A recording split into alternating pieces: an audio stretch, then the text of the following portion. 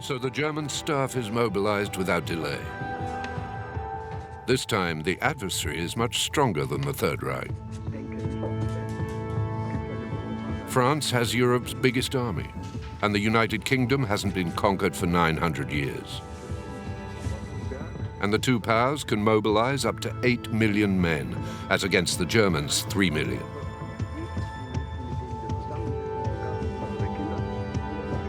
But Hitler ignores all the figures and the campaign plans. I have a gift for simplifying things, he claims, and to bring them back to the essentials, while the generals are stuck in their old ways.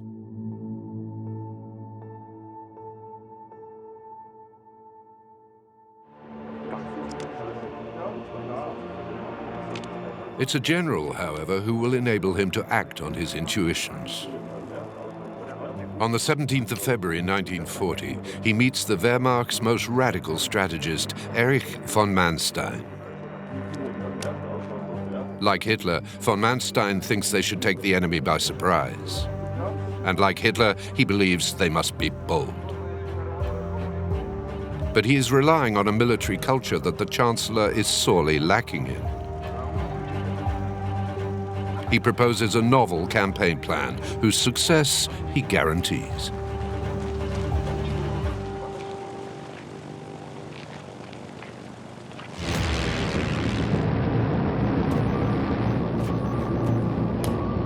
On the 10th of May 1940, the first phase of Manstein's plan is launched. At once, the Luftwaffe starts bombing French, Belgian, and Dutch airfields.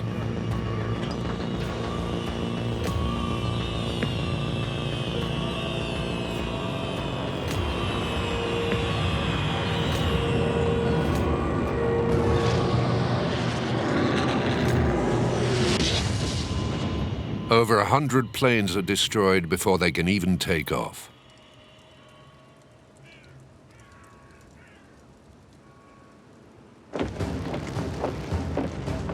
The next day, the Wehrmacht attacks Belgium and the Netherlands. France and Great Britain immediately deploy their best troops to stop the enemy, unaware of what awaits them. La France et la Grande-Bretagne, répondant à l'appel des pays attaqués, leur ont immédiatement apporté le concours de leurs forces.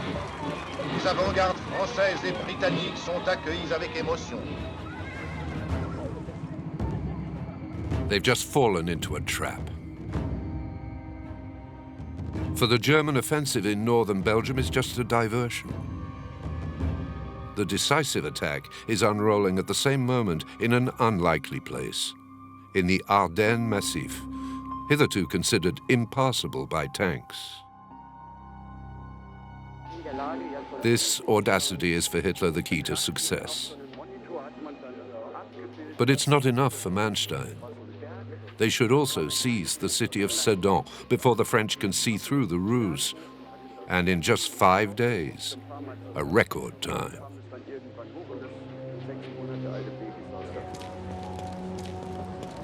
The challenge falls to General Heinz Guderian, a hothead who's a big fan of the Manstein plan. He's champing at the bit. It's the perfect opportunity to show off the mobility and power of his tanks.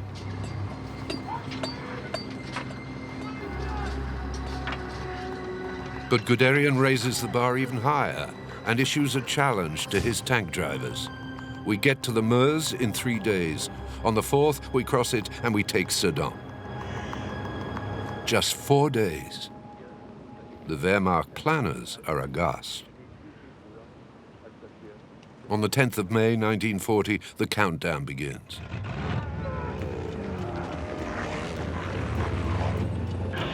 Guderian launches his tanks on a frantic race. The panzers don't slow down to get round obstacles.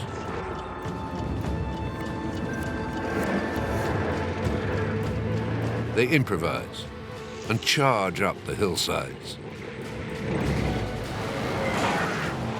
It's quite a feat.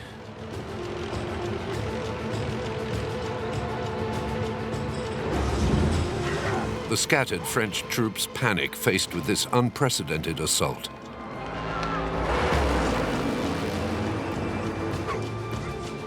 2 days later, Guderian reaches his goal. Just 10 kilometers left to Sedan. But his lightning advance has been spotted by French aviation.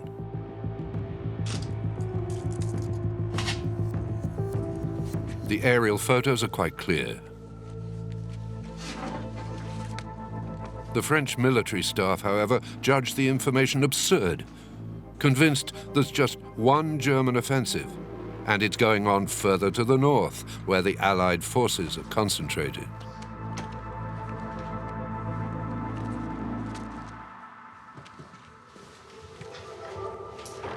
The following night's shots again show the German tanks racing ahead. The head of French military intelligence is in denial. He reckons these are just a nocturnal trick of the light. Guderian has got lucky. But suddenly, the Wehrmacht's rear finds itself stuck in a huge traffic jam.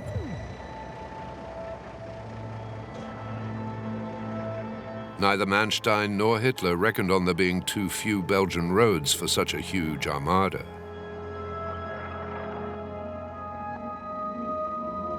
The troops are worried. They're an ideal target for bombardment. But through a lack of coordination, the Allies miss a second chance to halt the invasion. And the last tanks in the column managed to join Guderian's advanced troops unhindered. Even the weaknesses in the Manstein plan can't hamper the German advance. Soon they're again brought to a halt at the banks of the Meuse. The moment of truth is at hand. The river is the final obstacle between Guderian and victory. His soldiers are now within range of the French artillery.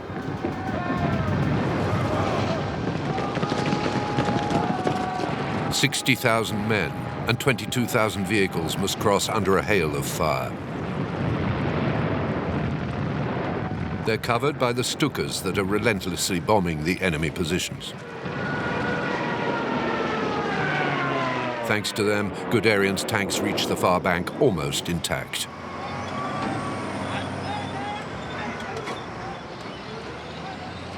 It has taken less than 4 days for the Germans to take Sedan.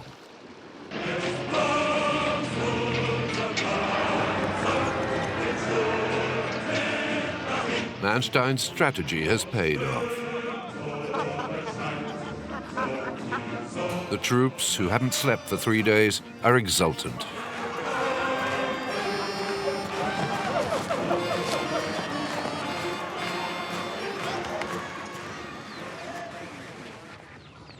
On learning the news, Hitler writes, "It's a miracle, a real miracle." He wasn't counting on such a resounding success. But he will compromise it all at the very moment that victory is so near. Guderian, who has pursued the Manstein plan without even waiting for the order, now has the Allies cornered at the Channel. 300,000 British soldiers are surrounded at Dunkirk at the mercy of the Wehrmacht.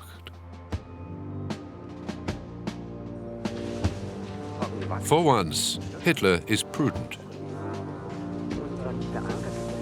Too prudent.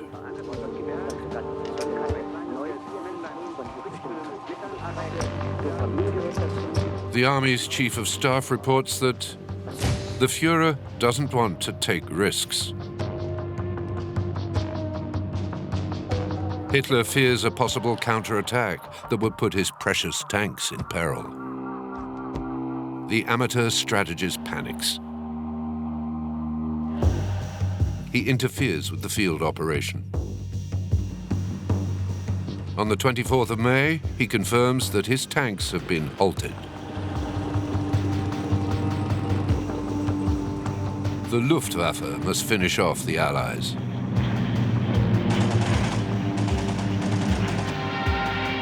The German Air Force is rapidly running out of planes to combat the Royal Air Force, who've come to the rescue.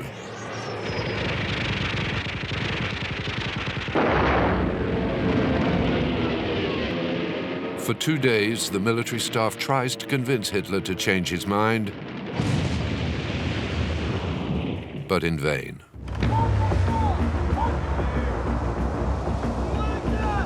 And when he finally realizes that his victory is slipping away, the British troops are already out of reach.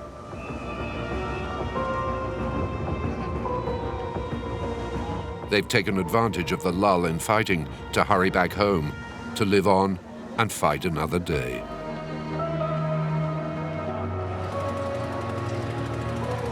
Winston Churchill proclaims, "We shall defend our island, whatever the cost may be. We shall go on to the end. We shall never surrender."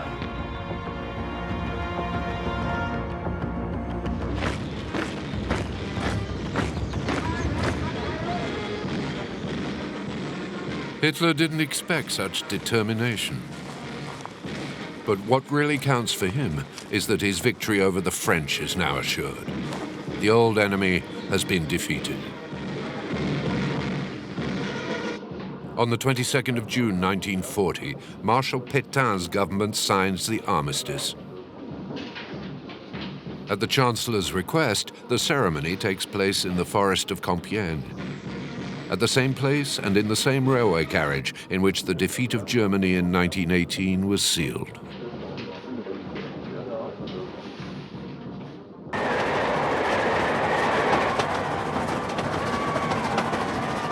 Hitler returns to Berlin in triumph.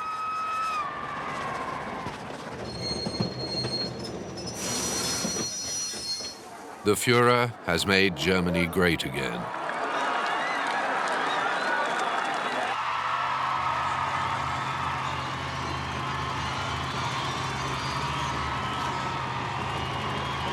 His countrymen share his certainty that the British, with no French ally now, will lay down their arms.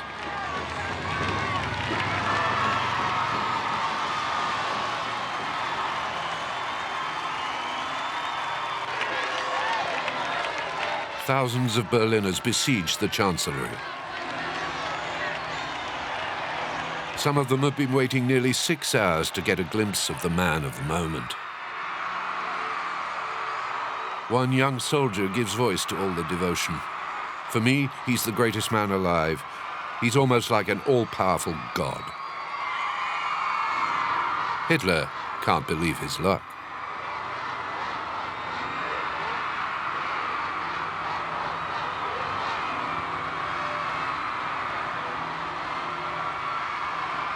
At his side, Hermann Goering gushes, "The genius of Adolf Hitler has caused a revolution in the way wars are fought."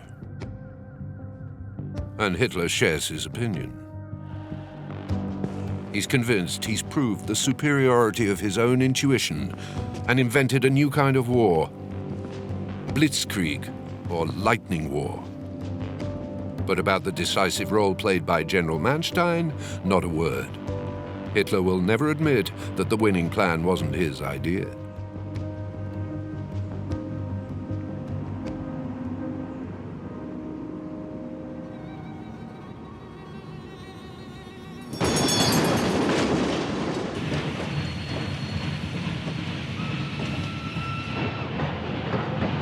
So, now Hitler considers himself the greatest strategist the world has ever seen.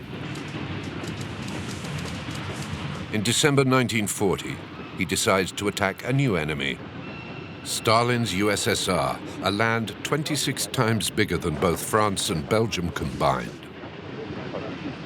He's convinced that the Reich has to conquer enough living space to ensure the survival of the Aryan race. And the time has come. The Red Army is weakened, and its leadership has been decimated by Stalinist purges, while the Wehrmacht is at its fighting peak. His general staff share his certainty and stoke his ambition.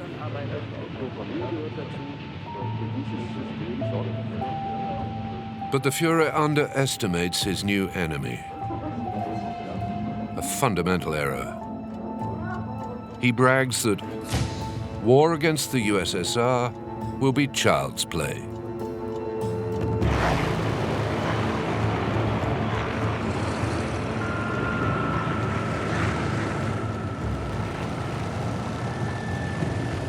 On the 22nd of June, 1941, 3.5 million soldiers surge into the Soviet Union as Operation Barbarossa is unleashed.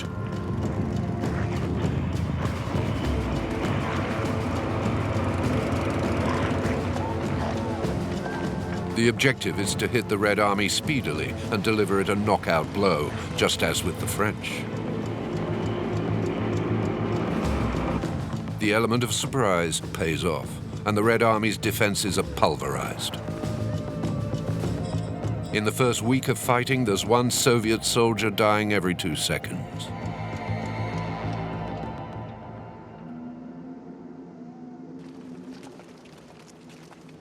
Within 3 months, the Wehrmacht is in control of over 2,000 kilometers of the front, from north to south.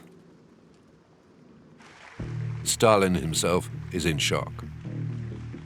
It's even been said that he becomes apathetic and depressed.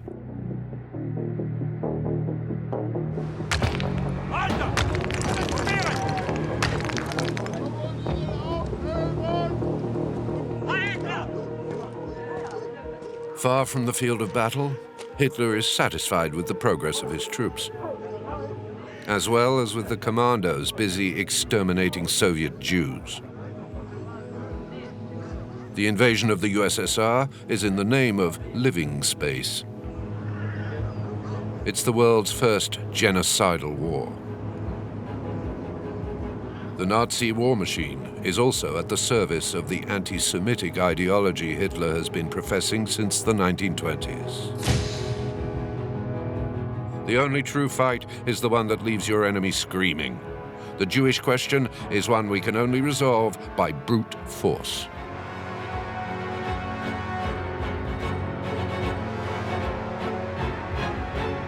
In Belarus and the Ukraine, in Estonia and in Lithuania, Jewish men, women, and children are being systematically murdered.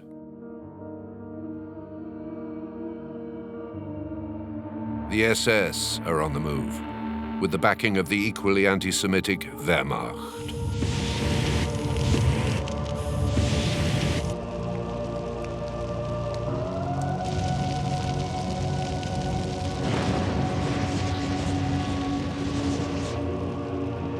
The whole hierarchy is involved, from the ordinary soldiers to the very highest ranks.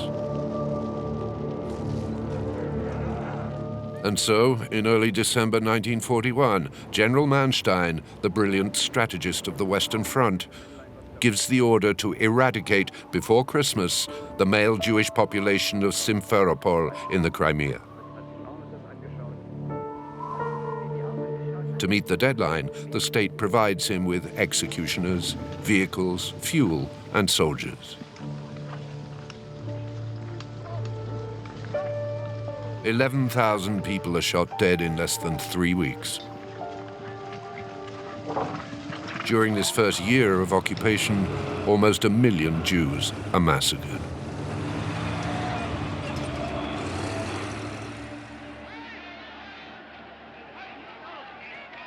Things are indeed moving like lightning, and Hitler blurts out, "The war's already won, essentially." He's so confident he takes a little tour around the Ukraine. He's filmed along with the troops. No more the great statesman, the adulation of his people, he's now the seasoned war chief respected by his peers.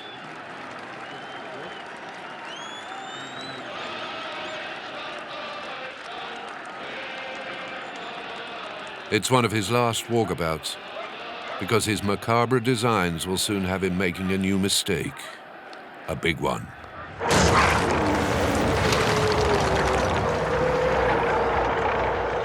It is he himself who chooses Leningrad, the USSR's second biggest city, as his main target. But in mid-attack, he changes his mind. He doesn't want to attack the city anymore. He wants to lay siege to it. He wants to starve its 2.5 million inhabitants. For Hitler, they're a burden. There's not many pickings for the Reich in the north of Russia, so they might as well eliminate them. The soldiers dig in. This'll take months. In the autumn of 41, almost 200,000 men are immobilized. There'll be quite a loss to the ongoing offensive.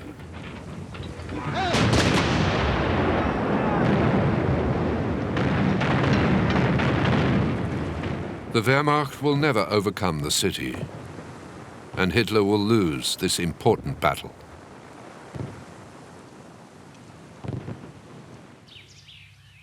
Right now, his only chance of getting the USSR to surrender is to take Moscow.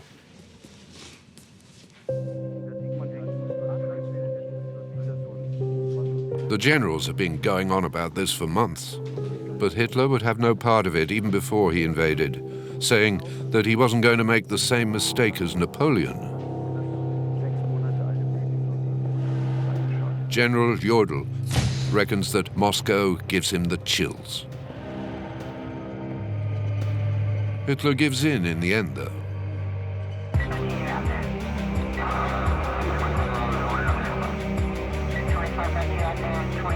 The forecast says that the dreadful Russian winter won't set in for another 2 months. But autumn's already turning the roads into a quagmire. Far from covering 75 kilometers a day, the tanks are hardly managing to go 15.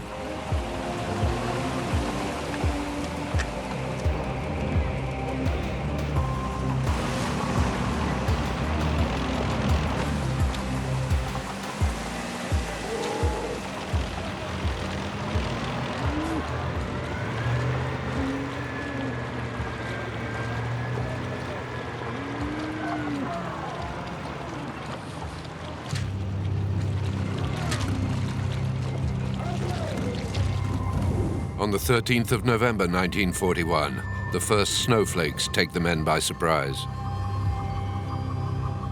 Then, a few days later, a freezing blizzard.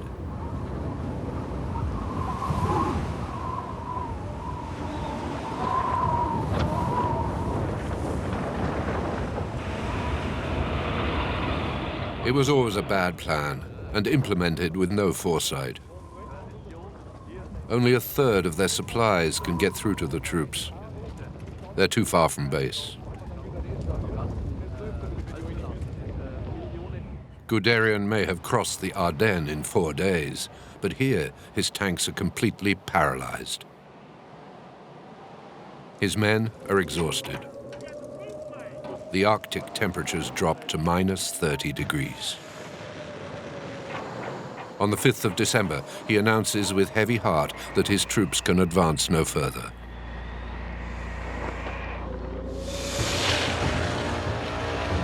And that's when the Soviets counterattack. A massive offensive that takes the Germans completely off guard. From infantrymen on skis to light armored vehicles, the Red Army calls on all its considerable resources.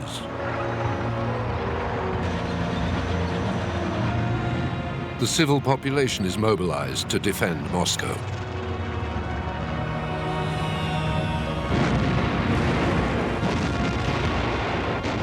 General Zhukov has 10 armies, all battle ready, and he throws his men at the Wehrmacht.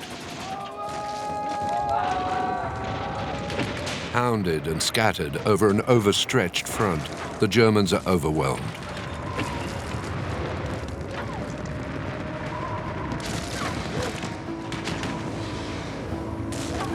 It's such a violent attack that Guderian just can't push back. Every man at the rear is brought up to swell the ranks. Drivers, grooms, bakers even. A total waste. Like Napoleon, Hitler is doomed to retreat.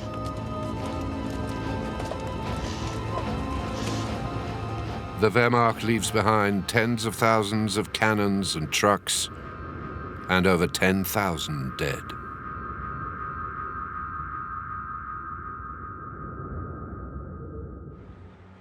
Внимание! Говорит Москва. Последний час. Провал немецкого плана окружения и взятия Москвы. Явным образом потерпели поражение. Moscow's safe, and the Soviets can breathe again. On a tide of propaganda, hope returns.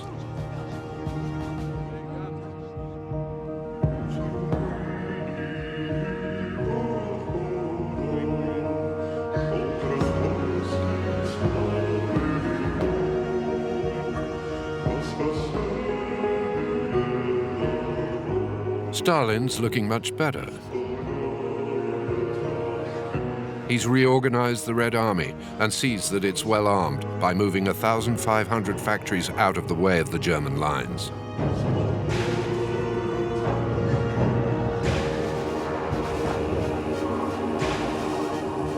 They're producing twice as many tanks as the Third Reich.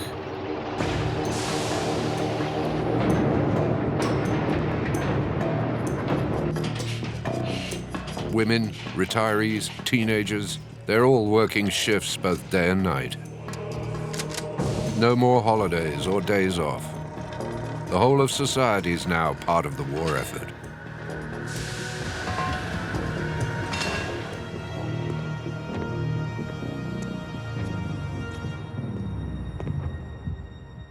Hitler takes it hard. The war in the East is no child's play now. He thought the Soviets would crumple at the first combat. Just once will he recognize his error. In just one film clip will he unwittingly reveal his thoughts. Wir wussten das selber auch nicht so ganz genau, wie ungeheuerlich diese starken Rüstungen waren.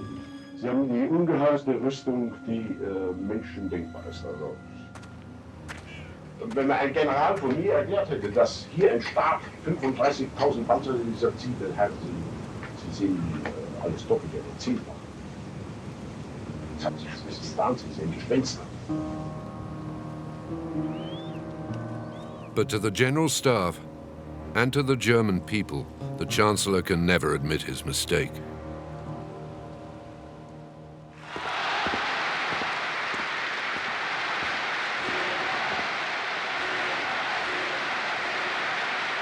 At the Berlin Sportpalast, he blames the weather. Die Verteidigung hat uns nicht der Russe aufgezwungen, sondern nur 38 und 40 und 42 und zum Teil 45 Grad Kälte waren es. Und in dieser Kälte, da kann eine Truppe, die das von sich aus nicht gewohnt ist, zunächst zu wenig kämpfen. Diese Momente, war diese schwere Umstellung. For the German people, despite their brave smiles, it's a huge disappointment. Hitler promised them a lightning victory. It's clear that the war will continue. Soon the men on leave will have to return to the front. For the first time, a doubt crosses their minds. What if the Führer's not infallible?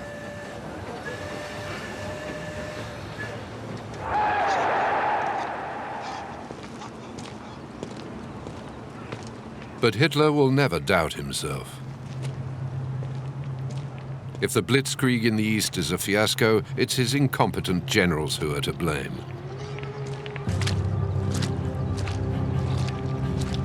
Von Brauchitsch, then in charge of the entire invasion, is stripped of his duties.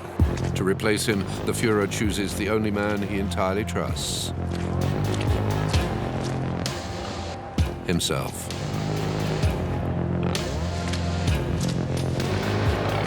Despite the disaster, his first decision is to forbid the men to fall back. The outspoken General Guderian warns him they'll lose the cream of their officers, but Hitler replies, "I have the right to demand of any soldier that he sacrifice his life. You should back off." So now Guderian is sacked. 35 generals will suffer the same fate that winter. Hitler seems to think that leading an army is just a formality. The facts will, crushingly, prove otherwise. From now on, he's also in charge of logistics for the land army. The stakes are crucial, because the Wehrmacht is running out of fuel. Within 3 months, there will be none left.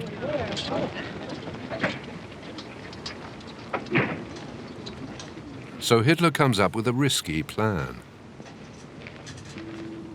He'll seize the oil fields of the Caucasus, and thus bring down the Soviet Union while he's at it. 2 birds with 1 stone. But time is of the essence. The quickest way would be to strangle Moscow by cutting off its supplies on the river Volga.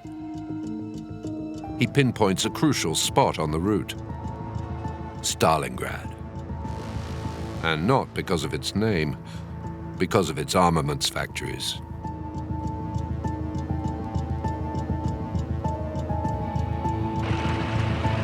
In the summer of '42, the Wehrmacht makes its move.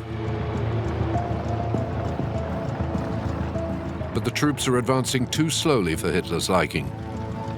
He's impatient. So he changes his strategy. But to get to all the Stalingrad oil fields at the same time, he splits his forces in 2. Each of the 2 fronts thus finds itself fatally weakened. The amateur strategist, though, never doubts for an instant that they'll succeed. His chief of staff is dismayed. This chronic habit of underestimating the enemy, he says, is getting very dangerous. He'll soon be proved right. By the foothills of the Caucasus, the Germans have lost hope. The petrol they so needed has gone up in smoke. The Red Army has destroyed the oil wells before they can be taken by the enemy. The Wehrmacht must never get its hands on the Soviet black gold.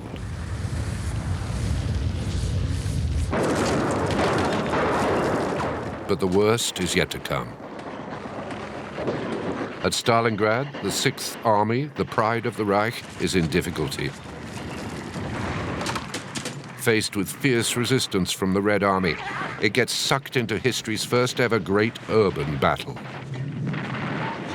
It's close-range fighting. You can die for a staircase, for 1 more floor, for a street corner.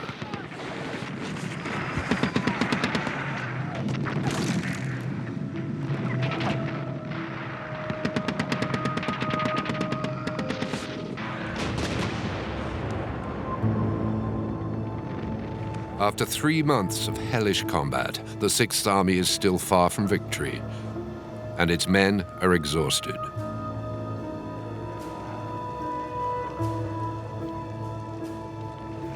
And Hitler said the city would fall in 8 days. Even as the battle was raging, he said, Sie können der Überzeugung sein, dass uns kein Mensch mehr von dieser Stelle wegbringen wird.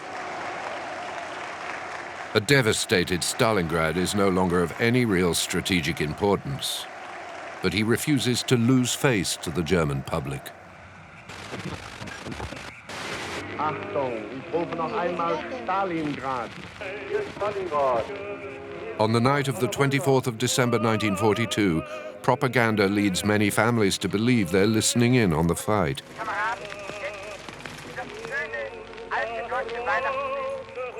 Obviously, that silent night wasn't recorded in the besieged city. And the Christmas presents everyone's preparing will never get through. Hardly surprising, since the men of the 6th are busy dying of hunger, cold, and disease.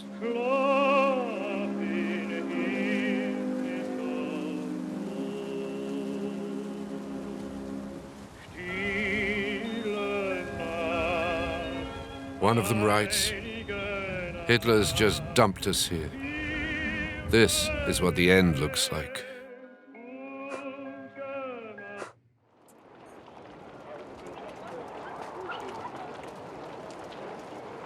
On the morning of the 2nd of February 1943, 90,000 refugees from hell give themselves up to the Soviets.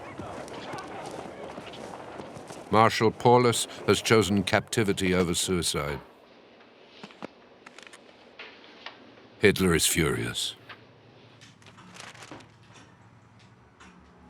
The defeat of Stalingrad is a turning point in public opinion. Some parents who've lost sons in the fighting will no longer give the Hitler salute. For the first time, fingers are pointing at the Führer. All over the University of Munich, graffiti denounce the assassin of Stalingrad, the mass murderer, as this reconstruction shows.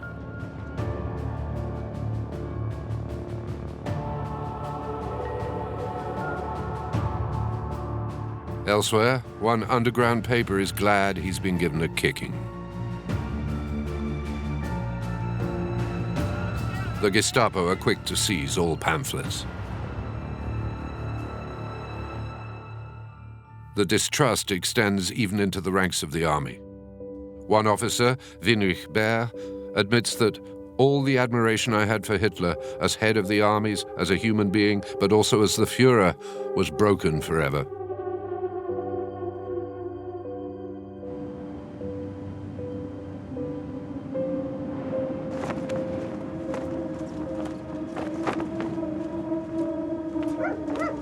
Hitler is stunned by the defeat.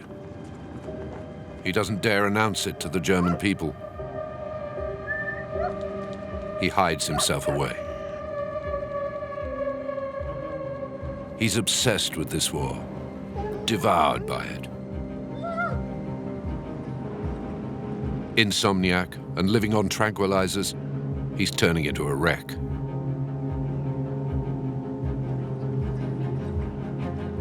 Only his dog, Blondie, can comfort him.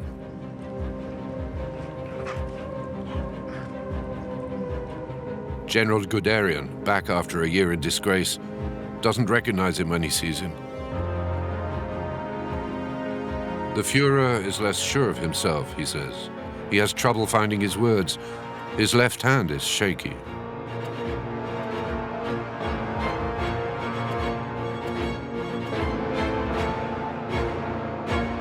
The next battle will be decisive. For the Kursk offensive, he picks the very best fighters and calls on his best planes and most modern tanks.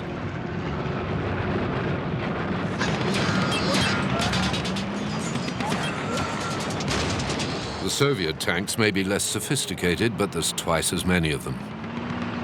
The Red Army rapidly gains the advantage.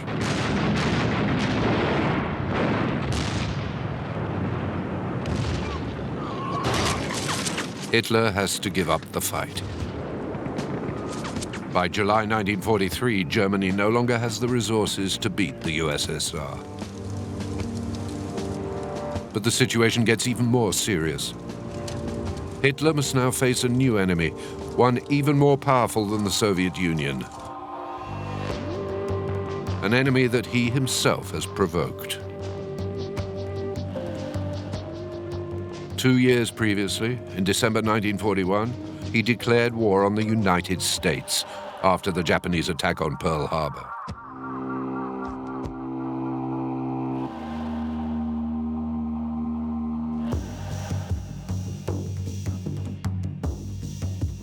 He alone stood up to the world's greatest economic power.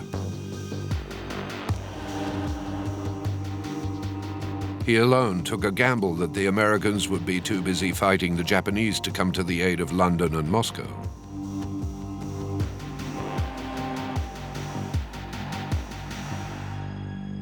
Hitler had no idea of the power of the storm he had unleashed against himself.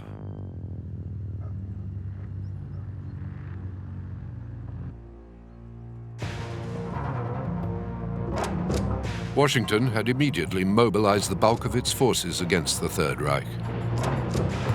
Roosevelt had sent huge quantities of military equipment to the British and to the Soviets, even down to tins of corned beef to improve the soldiers' daily lives. Ever since then, his planes have been bombing Germany without respite.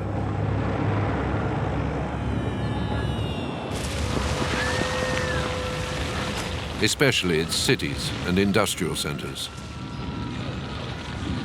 Hamburg, Essen, and Berlin are in ruins.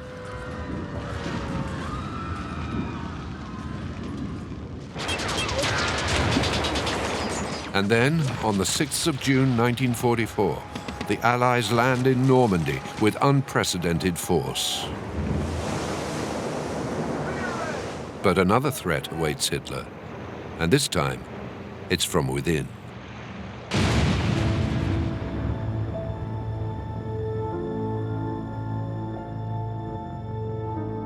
On the 20th of July 1944, a bomb explodes at his headquarters. The attack has been organized by a handful of his own officers. It leaves 4 dead. The Führer miraculously survives. His distrust of the senior officers is turning to paranoia. He exclaims, "Now I have proof. The entire general staff is contaminated. But for those traitors, we would have won long ago."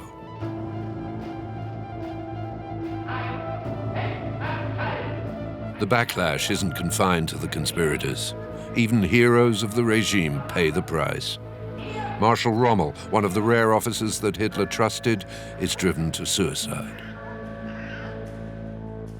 More than ever, Hitler's living on dreams. He tries one last wild bet. He'll attack the Allies in the very place his talents as an infallible strategist were first born, the Massif of the Ardennes.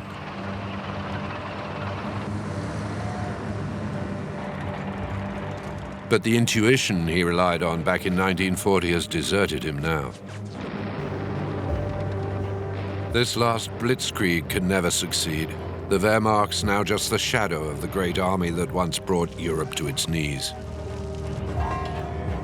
In January 1945, it is crushed by the Allied counterattack.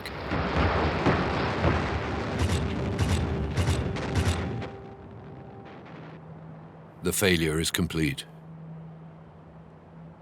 Hitler at last admits, "I know the war is lost. We will never surrender. We may go down, but we will take a world with us."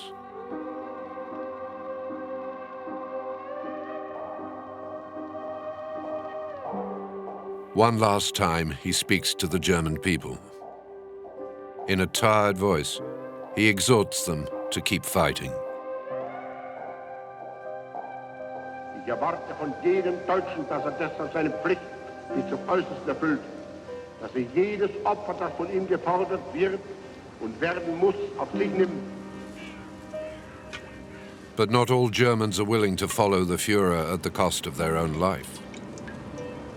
The godlike military leader now looks more like a divine retribution. As one Secret Service report puts it, many now think Hitler was sent by heaven to punish Germany. The Führer has failed. His charisma has shattered on the rocks of war, penury, disaster, and death.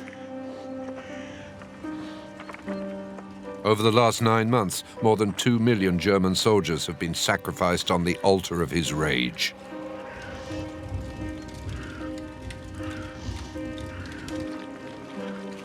Now whole regiments are surrendering to the Americans, often without a struggle, and the tide of deserters is growing.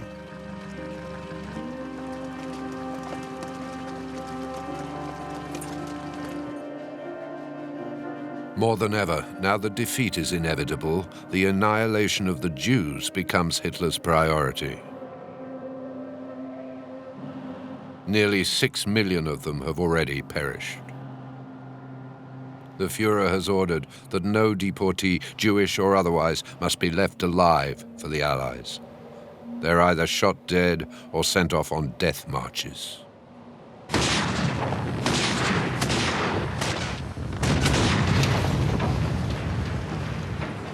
In the spring of 1945, Berlin is besieged by the Red Army.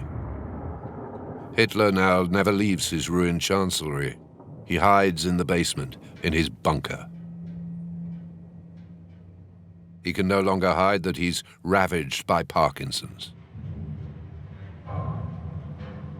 The commander of Berlin's defenses describes him. Das war der Mann geworden, eine körperliche Ruine. Saß tief eingesunken in seinen Stuhl, die Hände gingen so über die Karte und zeichneten ihn mit leiser, kaum vernehmbarer Stimme. Oft stockend war mir die Lage. War menschlich fertig. On the 30th of April, Hitler commits suicide. Even in his will, he lays all the blame for the war on the Jews and maintains he's done nothing wrong.